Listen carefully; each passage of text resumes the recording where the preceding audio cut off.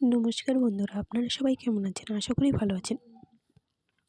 আজকে আমার মা রান্না করতেছে লাউ শাকের ঝোল। প্রথমে আলু, ফুলকপি, বেগুন সবজিগুলোকে কেটে নেবেন। তারপর কড়াইতে জল দিবেন, জলটাকে ফুটিয়ে লঙ্কা, লবণ দিয়ে ভালো করে ফুটাবেন। ফুটিয়ে সবজিগুলোকে দিয়ে দেবেন। সবজিগুলোকে হালকা সেদ্ধ করে শাকটা দিয়ে দেবেন। শাকটা দিয়ে শাক ও সবজিটা ভালো করে সেদ্ধ করে নামিয়ে নেবেন। নামিয়ে নিয়ে কড়াই আবার উনানে বসিয়ে কড়াইতে তেল দিয়ে তেলটা গরম হলে ছোটো ও শুকনো লঙ্কা সম্বাদ দিয়ে সবজিটা ঢেলে দেবেন। তারপর নামিয়ে নেবেন। হয়ে গেল। তো আমি এটা প্রথম ভয়েস দিলাম, কোনো ভুল হলে ক্ষমা করে দেবেন। আশা করি আপনাদের রেসিপিটা ভালো লেগেছে। ভালো লাগলে কমেন্ট করবেন।